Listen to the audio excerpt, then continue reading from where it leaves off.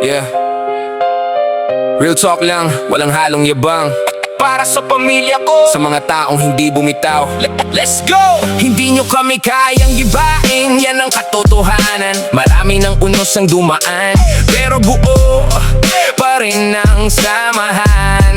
Yeah, hindi kami perpekto, may sugat at pagkakamali. Pero kapag pamilya ang usapan, walang umaatras sa sarili.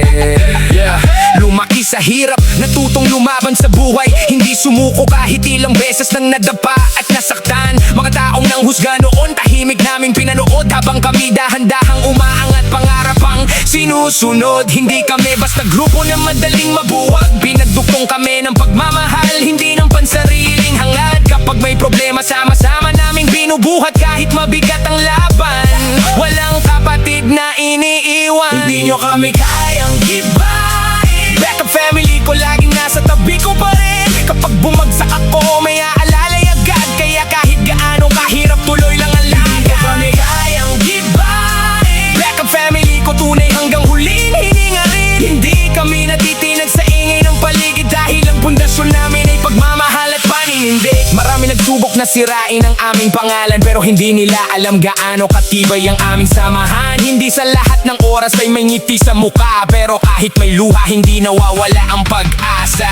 Real talk, pamilya ang unang sasalo sa'yo. Kapag wala nang naniniwala, sila ang kakampi mo. Hindi man mayaman sa pera o sa material na bagay, mayaman naman sa respeto at aral na gabay. Nakita nila bawat sugat na itinago ko noon, bawat gabing walang tulog habang iniisip ang kahapon. At sa bawat tagumpay na dumarating sa buhay ko ngayon, alam kong bahagi sila ng bawat hakbang na meron.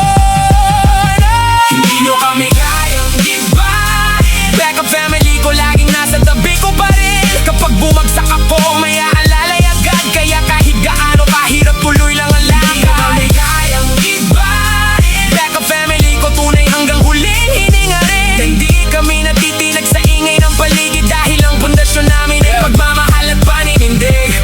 Kaya sa mga taong minamaliit ang aming pinanggalingan, hindi namin kailangan ng permiso para patunayan. Tahimik kaming kumikilos, hindi puro salita, dahil ang resulta ang sumasagot sa bawat kritika. Hindi mo kayang baliin ang dugong nagbuklod sa amin. Kahit anong bagyo pa dyan, sabay naming haharapin. Kapag isa ang bumagsak, lahat kami sasalo. Yan ang ibig sabihin ng pamilyang totoo. Hanggang dulo ng laban, hindi kami uurong. Kahit madilim ang daan, sama-sama kaming susulong. At kung tatanungin mo kung saan ko kinukuha ang lakas ko, simple lang ang sagot: backup family ko. Yeah. Di nyo kami